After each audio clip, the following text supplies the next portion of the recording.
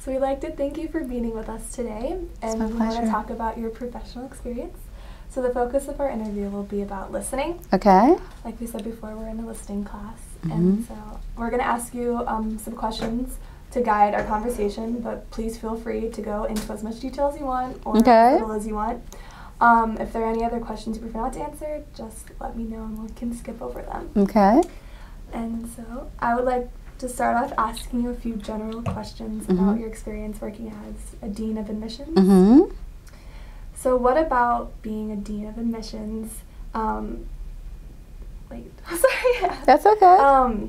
We kind of like rewrote it, but so why did you choose this profession, and how long have you been in this profession? Great questions. I didn't really choose this profession, it sort of chose me. I was actually here for a meeting one day. Well, let's go back. Your whole topic is on listening. Yes. And so I was starting to listen to my own, internal compass probably 2 years before I even came here for my first meeting when I was still working in corporate America. And I just had a sense that it was time for me to make a change, that my season was up, in corporate, but I wasn't sure what I wanted to do. And someone had just made a suggestion that I should probably come here and meet with the person who's now my predecessor, and talk with her because she made a transition from corporate into higher education. And so I did, and I was actually meeting in this office, sitting right there in that chair right behind my desk. And within 10 minutes of our conversation, she said, I have an opportunity I think would be a great fit for you. And I kept thinking, is this real? I mean, could it be this simple? And I decided that I would go ahead and take a real look at the job description, even though my fear was the salary was not going to be commensurate with my previous pay. But there was something about it that just felt right. I knew internally that I needed to make that choice. I needed to apply. And so I did, and that was August. And I started August 9th of 2004. And my intent was to make a 1 year, use as my transition, so for 1 year, but I'm going into my 9th year. Yes. That's awesome. So you said you were in corporate before? I spent over 20 years in corporate. Can I ask you what corporate was? Oh, sure. Oh, yes. Well, I started out in the 80s in healthcare administration in Alabama, and then I transitioned to aviation. I worked for the Birmingham International Airport, then relocated to Orlando and began working for the Orlando International Airport, and my last position in corporate was with the Orlando Sentinel, where I worked as an internal consultant there. And so that's all of those years helped to prepare me for my position as Assistant Dean of Admissions. That's awesome. So what is rewarding about your profession? I get to empower and encourage individuals every single day. I get to live out my purpose. And I didn't get to do that as much when I was in corporate America, which is why I knew that it was time for me to make a change 2 years prior, but I didn't know exactly where. And I was really floundering, wondering, what is my purpose? I mean, I would tell people all the time, I don't think I have a purpose. I don't think I have one, because I don't know what that is. Until one day, a colleague and I were walking around the lake one Saturday morning, and we went into a particular location for a cup of tea, and I was just talking to her. I said, I'm so frustrated. I'm 40 years old, and I don't know what I'm supposed to do. And I know that everyone tells me that we all have a plan and purpose, and I don't know what mine is. And I coach people all the time through that, so why can't I figure it out for myself? And I said, I just really want to help people to find their way. That's what I love to do. And she was smiling.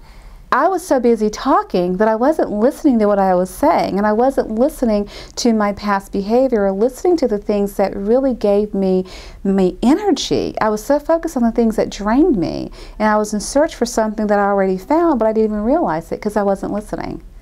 And so she pointed out to me what I had just said. And so ever since then, that Saturday walking around Lake Eola, I've been living my purpose every day. I mean, really living it to the fullest, because now I know what it is. Yeah, once you listen to yourself, which is really hard. It's very hard. Sometimes you need someone to deflect. You need that person to be listening for you and then to tell you what you just said. And that's what that friend did. She was listening, thank goodness, and so she just replayed to me what I had just said, that I had been living, for years, and I just didn't know it because I didn't stop long enough to listen. I spent so much of that time emulating the behavior that I just mentioned, wanting to help people to find their way, that I wasn't listening to myself as related to me. And the signs were they were already there, but I just didn't pause long enough to listen, to reflect. That's a great story. It makes me really happy. So sorry. Yeah, it's okay.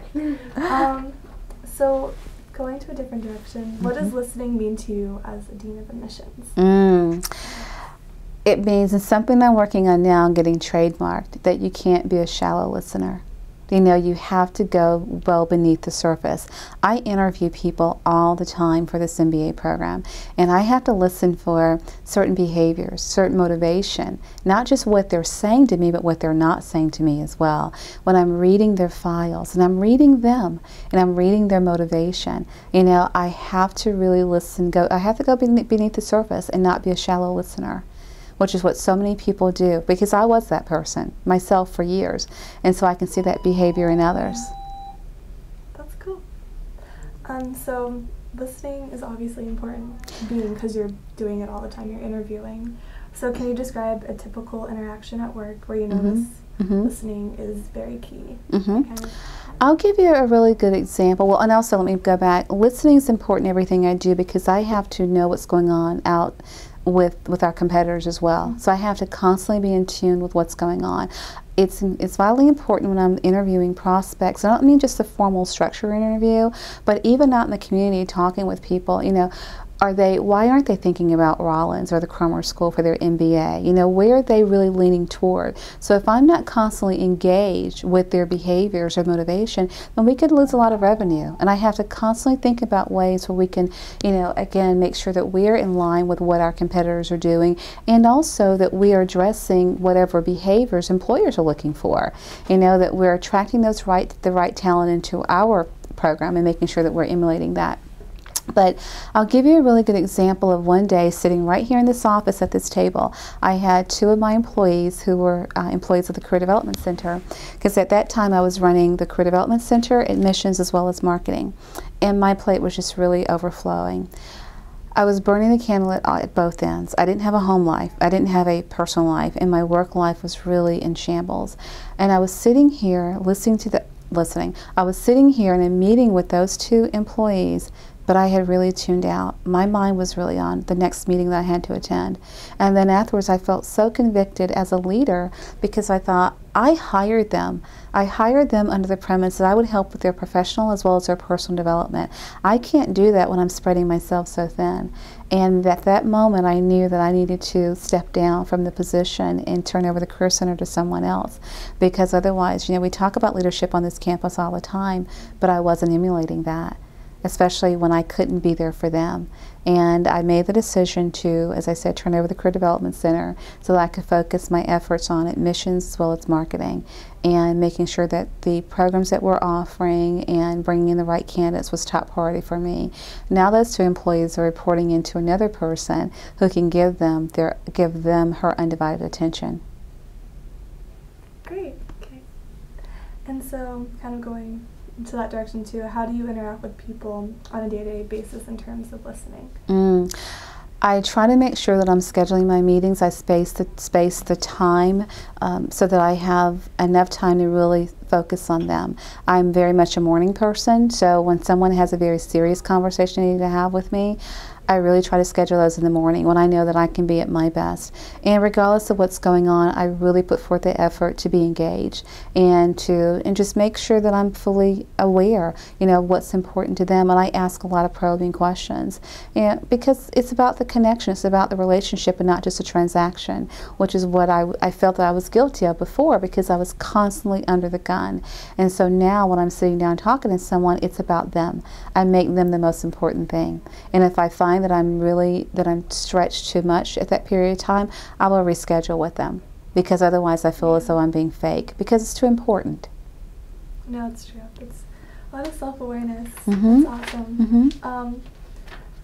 Can you describe a time when you found it particularly hard to listen? I think you did mention when you were busy. Is there any other?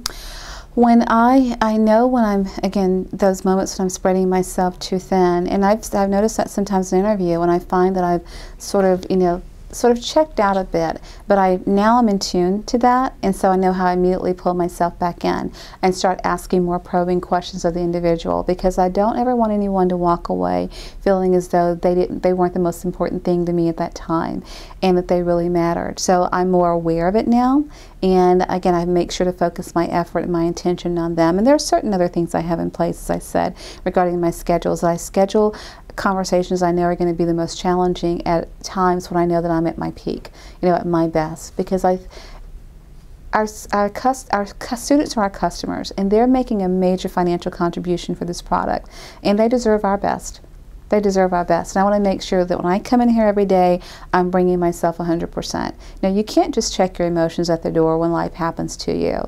Like year before last, it was December the 4th of 2011, my dad passed away. And then in January 15th of last year, my sister passed away. So basically 6 weeks apart. And, as difficult as it was, I knew that when I came in here, I had to be there for my staff, for my team, because I didn't want them to feel as though they were out there on their own. Even though I was grieving, I had to still think about, the business, and that this was my job. It was also one of my priorities. And so I put forth a conscientious effort to be present. Every time I come in this door, I make a choice. Great. So can you please, on a different, direction, describe a time where it was easy? I know you said that in the morning was your best, peak time to really focus. Can you elaborate a little bit? Sure. I can't show you now because it's confidential, but one of the things that I love to do is I love to whiteboard people. When they come in, and especially our MBA students or alumni, and they say, I don't know what I want to do, and I take them through a process where I just listen. I listen to them, and this is where I have to be 100% engaged and listening to them, and I give them permission just to talk. I really work hard to set the stage where they can be honest with me. Probably share things with me that they haven't even opened up and share with themselves, or their family members. And then at the end, I'm able to show them the things I said and to help them to outline a career path for them. And I've had people actually take pictures of it, because it is a full whiteboarding process where I'm talking with them about what are the things that gives you energy, what are the things that take energy away from you. And before they realize what they're doing, what they're saying, it's like a caricature artist, but I'm creating an image of what an ideal career opportunity looks like for them. And then to go back and show them that these are things that you need in your life to keep you centered. This is what you've said. And they end up thanking me, thank you so much, you were so good. I said, no, I just listened to what you said. I'm just showing you what you said. It's just that simple. It is a remarkable experience, and I've seen that happen more often than not. From a 22-year-old MBA student with no work experience to a 52-year-old executive who's paring down, from 3 homes to 1 home, because they just realized that it's not the most important thing to them any longer, and how it's an epiphany for them. Like, I can't believe this is me. So basically, I just listen to them, and then I turn around and show them what they just said in a way that they can then take that information and relate it back to a career. Great. So next question is, what factors do you think influence the way you listen to others, as well as the way others listen to you? Being able to processing the communication, the words that people have said, as well as their behavior. People oftentimes think that listening is just the words, it's auditory. It's not.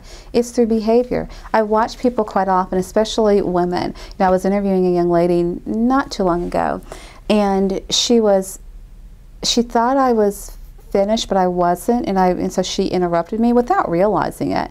And then and I said, oh, give me 1 second to finish, and her body language just that very submissive, posture. And unfortunately, not unfortunately, but she didn't get receive an offer for admission to the program. But I gave her feedback as to why. It wasn't just her verbal communication, but it was also her body language. And my fear was she be able to handle herself in the program? Was she ready for it? And so when I started relaying this information back to her, she said, you're absolutely right. You are absolutely correct. What happened was she'd gone through a horrific divorce. And she found herself being a single parent of very small children. And she'd never had to fully take care of herself before, rely on herself. And so everything that I was listening to, as far as not just her words, but her behavior, it all supported why she wasn't ready for this program. Yeah. And I couldn't do that before because I was just so busy. Yeah. You know, so now when I have those interviews and those conversations, it's about, again, not just the words that are coming out of their mouths, but the behavior that they're exemplifying as well. It's the full package. And then being able to relate it back to them in a way that's of full respect, as in a way to help them. And she was so receptive and so appreciative. And so she'll probably be applying to one of our other programs at a later date, but she appreciated that candor. And then, you know, she said, "Thank you for being a mirror. Thank you for being a mirror for me." Great. That's a cool story. So another kind of direction is, can you think of a time when listening or the lack of listening caused miscommunication between coworkers in your office? That happens almost every day. Almost every day. You have some people who are very emotional and insecure, and so they feel a need to, they're a little bit more timid, and then you have some who are more aggressive and they're not good listeners themselves. They feel the need to, they're strong extroverts. I have more introverts than I have extroverts in my office, and it's true to the behaviors, to the stereotypes. My extroverts are always thinking out loud, and the introverts have to process, and sometimes the two are like water and oil, they don't really mix. And so you have your introverts who are sitting there and they're trying to process while the extroverts are answering the questions for them, while the introverts are still trying to think. And so a lot of information gets lost in the translation. And so that happens quite often. Fortunately, we have a handle on that, and I can see when it's happening, and I'm able to pull them all back in and give the introverts the opportunity and the permission to process and then provide their feedback. Sometimes I'll even say things like, you know, this is a lot of information to take in because I can read them pretty well. This is because I'm an introvert myself. I said, this is a lot of information to take in, and this is a very important decision. So why don't you think about it, and then we'll regroup in the next couple of days. So put your thoughts together, because I know that's how they process. Put your thoughts together, and why don't you just go ahead and send us an email, and that way we can gather the notes and come back. You know, we can reconvene and just sort of, you know, and create a flow chart. It works very well. So what challenges to being a good listener do you encounter in your profession? Challenges is, as a woman, sometimes, because I'm a true feeler, but I don't make business decisions with my feelings. And you know, as I was saying, the example I gave with the young lady who applied to our program, there's a business side of it, you know, where she would have immediately, if she'd been accepted, she would have great tuition, all those things. But I was more concerned about longevity and if she was the right fit for the program. And so those are things that weigh heavily on my mind. And, you know, I have to constantly make those decisions. But I always have to think about how am I going to articulate that in a way that person walks away with their dignity and self-respect intact.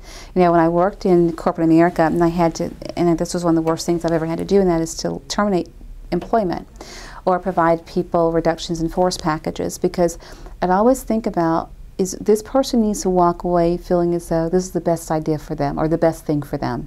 You know, when you're telling someone we're going to have to let you go, you want it to be, you know, I'm finding this is probably not the right fit for you. You have so much potential, so much that you can offer, and so I want to help you to figure out what that is. So what we're going to do is give you a 1-month severance package, you know, so that it gives you that opportunity to go and explore other avenues. That doesn't sound like you've been fired.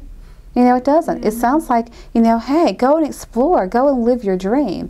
And that's what I strive for every day here. When we don't even, I would rather spend more time coaching a person out of applying to our MBA program versus just having them submit their applications, because if they submit their applications, it impacts our numbers, you know, that we report for rankings, because it shows, great, the Carmel Graduate School of Business, you know, they've increased their application volume, you know, exponentially. But were they really qualified applicants? And so we've taken hits by an approach that I have. It's called Conversation with the Dean of Admissions, where I invite people to come in, have a one-on-one meeting with me, and let's really determine if, your needs versus your wants. Do you want this MBA more than you need it for, for employment opportunities or whatever? Because your want has to be your foundation. And those are some of the things that will affect our numbers as far as applications are concerned. But at least I have the peace of mind in knowing the people who do apply, then they're the ones who really should be applying. And so we have more viability in our applicant pool versus just being able to pad the numbers. Because I can't do that. I can't. I won't do that. So how are the barriers in your profession similar or different to the barriers that you experience in other areas of your life? Well, if I understand your question, the barriers in my professional life, meaning regarding listening? Yeah, concerning listening. Okay. Well, at one point it had a significant impact on my personal life because I was spending more of my time working and focusing on my career and everyone else, and not necessarily on my marriage and my family life. I'll give you a very strong example. My husband and I and he planned it, an elaborate trip, and I was still working corporate America at that time. And so that Saturday morning, I ran into the office. I said, I'll be right back. I just have to go and take care of something. And instead of delegating it to very competent staff that I had, I chose to go in myself. And then I, of course, rushed back home, and he was there waiting. And I said, okay. I said, wow, you shaved your beard. It looks great. And he said, I shaved it 2 weeks ago. Yes, exactly. I was so hurt. I was so hurt, and I was disappointed in myself. And that was a real eye-opener for me, that I had neglected my family. I neglected my family. 2 weeks had gone by, and I didn't even notice. But there wasn't anything that I missed in my job, but I missed that regarding my husband. And I will never forget that. I don't ever want to forget that, because I don't ever want to let that happen again. How do you know these are barriers to effective listening? Because it hurt the other person. It hurt the other person. It caused great anguish for him, because it was very obvious that I placed everything else before him and before the rest of my family, and that meaning work. So, describe the most difficult barrier you have experienced in your profession and how you deal with these types of challenges. I would probably say that one of the most difficult barriers for me has been really when I was in corporate, of a lot of labels that I wore, and I'm actually going to be speaking about this tomorrow night to a group of high school kids. But again, a lot of labels that I wore that were given to me from a very early age. We all wear labels, but there's some good labels, that you wear, like your name that was given to you, or others. But these are really negative labels, and those labels manifested into different masks that I wore. And those different masks became, people saw me as being so driven, and so, so many other, adjectives they use, but it was just really a lot of insecurity, because I felt that I had to be a certain way in order to receive people's acceptance, and I hid a lot of those labels, a lot of the negative labels that were associated, or that I had been wearing. And and it created communication issues, because I always felt that I had to be the one on top, even though there was a false humility. There was a lot of false humility where I, verbalized that, it's okay, it doesn't matter who gets the credit as long as, but no, it did matter to me. It really did matter to me. And that was the behavior that I emulated. I always wanted to be number one. And it cost me some relationships that I'm now trying to rectify, and I choosing to share that with people, because I had a gentleman in my office on Monday morning, one of our alums, I was coaching him on something, and he folded his arms and he said, I told, my boss, if I didn't get this position, then, it just wasn't going to work. And I listened and I listened, and I was very hurt by his words. And the reason I was hurt is I looked at him and I said, I see myself in you, the old me.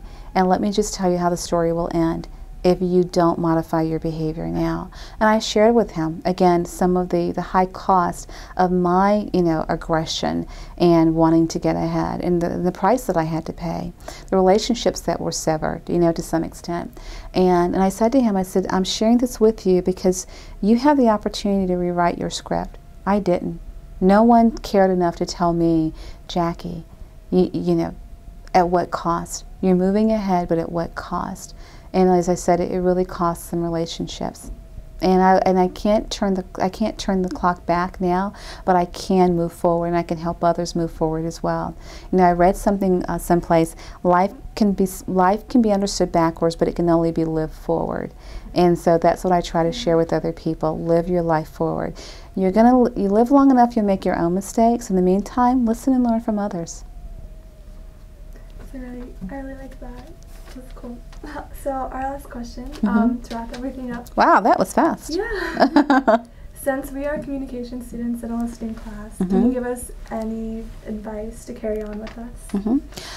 I would say, whether male or female, whatever you do, first start within yourself. You have an internal compass, and that is your greatest listening tool. When you're trying to make decisions, even getting up in the morning, you know, what to wear, what not to wear. If at first glance you take a look at something and it doesn't feel right on the inside, then don't do it. It never misleads you. You know, sometimes you have to drown out the external noise and really listen to what's going on inside of you, because it will never mislead you. And whatever you do, don't forsake relationships, because people can tell a difference very quickly between a transaction versus a true relationship. You know, you ask me what I do now to help. I really focus on the relationship building and not a transaction. Transaction's what I had before. People come in, I talk to them, and they move on. You know, and it was surface listening, which is why I said I've coined that term, and I'm working on something now, getting that trademark. But now it's truly about getting to the root of the person as an individual. And that is my only end goal, is to help them to see themselves. My purpose is to help people to realize and maximize their potential. And every one of us has a purpose for being here. And I don't even mean pursuing this degree. You know, you're in a great major at a great school. You know, everything is wonderful. But at the end of the day, you know, and at the end of your life's journey, none of this will matter. What will matter is what you did along the way, and if you were present in the lives of other individuals, as well as yourself, and being true to yourself. Great. Yeah. Okay. That was really good. Thank you so much. You're welcome. I hope that helped. I hope that's what you were looking for.